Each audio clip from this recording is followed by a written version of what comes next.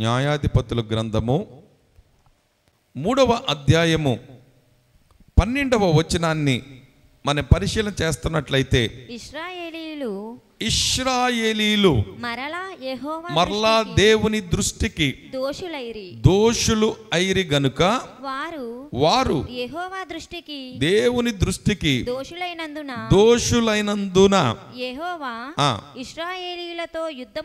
యుద్ధము చేయుటకు మోయాబు రాజైన ఎగ్లోనును బలపలిచెను. వినండి మాటలు జాగ్రత్తగా. ఇది చాలా రెలవెంట్ ఈరోజు మన దేశానికి, మన ప్రాంతానికి, మన ఇళ్లకు, మన ఆత్మీయ జీవితాలకు. మరలా అనే మాట కనపడుతుంది అక్కడ. మరలా అనే మాటకు అర్థం ఏంటంటే, ముందు ఒకసారి జరిగింది. ఇది ఎలా ఉందంటే, తప్పుకు అలవాటు పడిపోయారట ఇశ్రాయేలీలు. పాపం చేయడానికి అలవాటు పడిపోయారట. ఎట్లాగనంటే, ఓ తప్పు చేయడం, ఆ తప్పుకి దేవుడు మొట్టికాయ వేయడం, మళ్ళీ వెంటనే తప్పు అయిపోయింది దేవుడా, తప్పు అయిపోయింది దేవుడా, దేవుడా దేవుడు మమ్మల్ని క్షమించు అనడం, ఆ ఆపద అయ్యే వరకు కూడా దేవుడా క్షమించు క్షమించు అని చెప్పడం, దేవుడు క్షమించడం, మరలా వాళ్ళకి సహాయం చేయడం.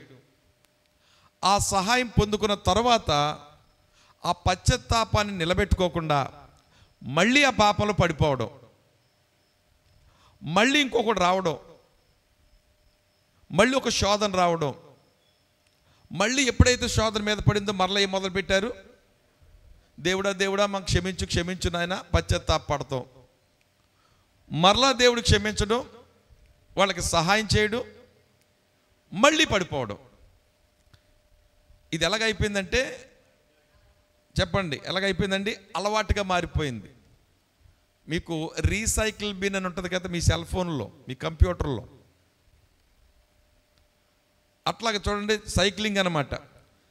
తప్పు చేయడం, శత్రువు మీద పడతాం, ఆపద మీద పడేటప్పటికి దేవుడా దేవుడా అని అరవడం, కాసేపు పశ్చాత్తాపడడం, మరలా దేవుడు సహాయం పంపించడం, మరలా తప్పు నుంచి ఆ బాధ నుంచి బయటపడిన తర్వాత మళ్ళీ అదే పాపం చేయడం, మళ్ళీ తర్వాత దేవుణ్ణి మీదకి ఏదైనా శోధన వస్తుంటే మొర్రపెట్టి అడగడం, మళ్ళీ పడిపోవడం, మళ్ళీ అదే తంతు అన్నమాట.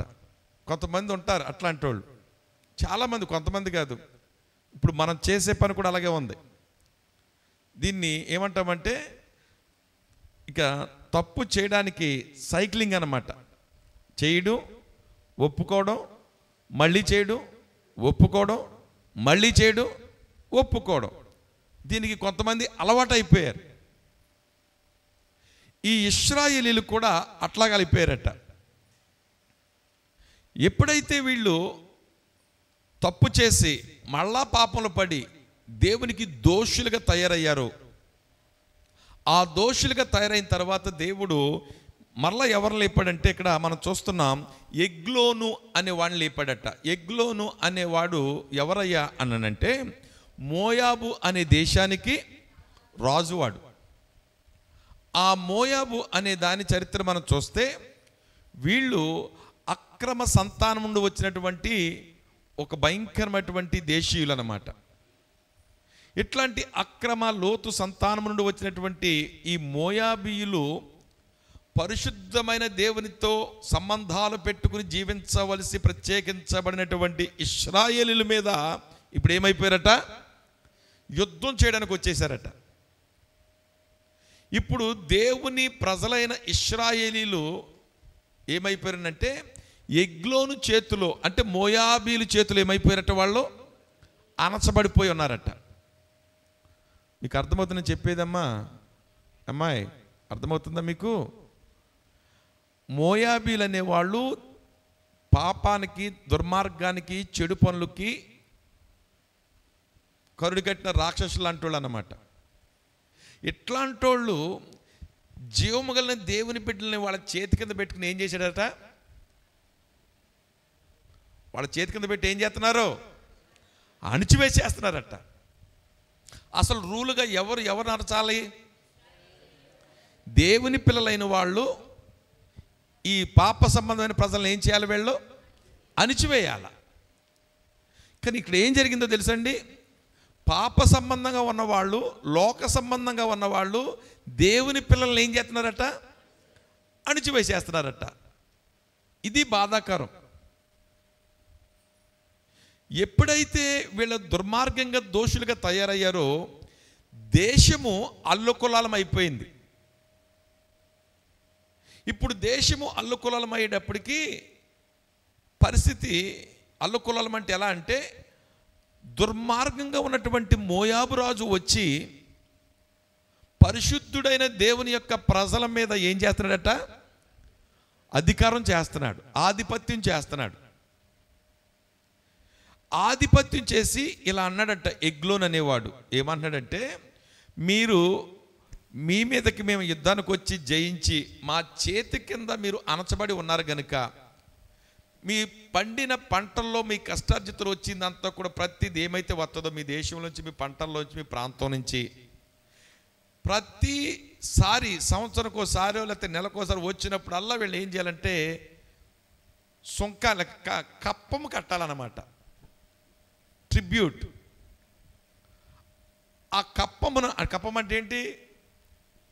వీళ్ళు పండిస్తారో, వీళ్ళు కష్టపడతారో, వీళ్ళ కష్టార్జితంతో వచ్చిన దాన్ని బట్టుకెళ్ళి ఎవడు కట్టాలా?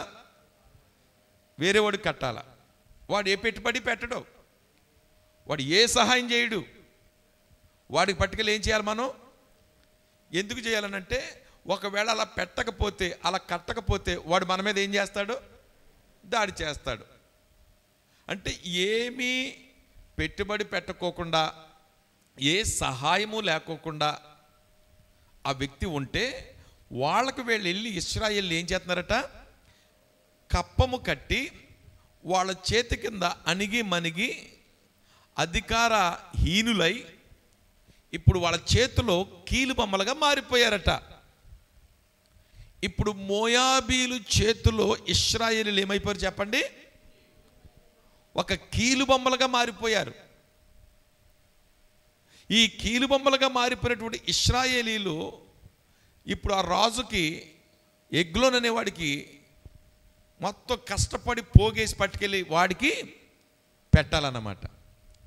ఇది ఆత్మీయ జీవితంలో మనం కూడా చూడగలిగితే, ఈరోజు చాలామంది దేవుని నమ్మిన బిడ్డలు అనబడిన వారు లోకములో ఉన్న సాతానుగాడికి, లోకములో ఉన్నటువంటి పాపానికి చక్కగా పోగేసి అందమైనటువంటి ఆరోగ్యాన్ని పట్టుకెళ్ళి ఎవరికి పెడుతున్నారు? సాతానుగాడి చేతిలో పెడుతున్నారు. ఇప్పుడు నీకు చక్కటి ఆయుష్నిచ్చాడు, నీ చక్కటి సమయాన్ని ఇచ్చాడు. ఈ సమయాన్ని పట్టుకెళ్ళి ఎవరికి ఇస్తున్నారంటే, కొంతమంది ఇక్కడ దేవుని మందిరములో ఉండి దేవునిని ఆరాధించి దేవునితో సహవాసము చేసి ఉపవసించి దేవునిలో ఆత్మీయంగా గడపవలసినటువంటి బిడ్డలు ఈ సమయాన్ని ఎవరి చేతిలో పెట్టారా అంటే, లోకంలో తిరుగుతూ, ఆయా పనులు చేసుకుంటూ, ఆయా సినిమాలు చూస్తూ, ఆయా త్రాగుళ్ళు త్రాగుతూ, ఆయా వ్యభిచారాలు చేస్తూ, ఆయా దొంగ పనులు చేస్తూ, ఆయా గుట్టకాలు తింటూ, ఆయా రకరకాల మాటలు చెప్పుకుంటూ, ఇచ్చకాలు కొండాలు చెప్పుకుంటూ, రకరకాల సెల్ ఫోన్లు చూసుకుని, రకరకాల ఇన్స్టాగ్రాములు పెట్టుకుని, రకరకాల చాటింగ్లు చేసుకుంటూ, రకరకాల పనికిమాలినటువంటి పనులన్నిటికీ ఆ సమయాన్ని ఖర్చు పెడుతున్నారు. ఈ సమయం ఎవరిచ్చారు? ఈ సమయం దేని కొరకు ఇచ్చాడు దేవుడు? సద్వినియోగం చేసి సమయం ఉంటుండగానే భక్తి చేసి దేవుళ్ళు సాగాలని, ఆ భక్తిలో ఆరోగ్యవంతులుగా ఆత్మీయులుగా ఉండాలని, దేవునిని మహిమపరచాలని, ఆనందించాలని ప్రభు మనకి ఇచ్చాడు ఈ సమయాన్ని. ఇప్పుడు ఈ సమయాన్ని మనం ఏం చేస్తున్నాం?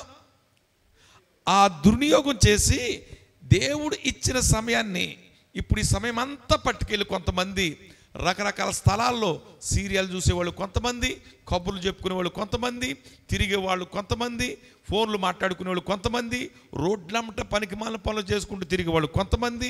ఇట్లా ఈ సమయాన్ని, ఇచ్చిన సమయాన్ని ఎవరికి ఇస్తున్నారు? ఇప్పుడు లోకానికి, సాతానికి ఇచ్చేస్తున్నారు. ఇశ్రాయేలీలు ఇప్పుడు కష్టపడి పోగేసంత పట్టుకెళ్ళి ఎవరికి ఎత్తున్నారట?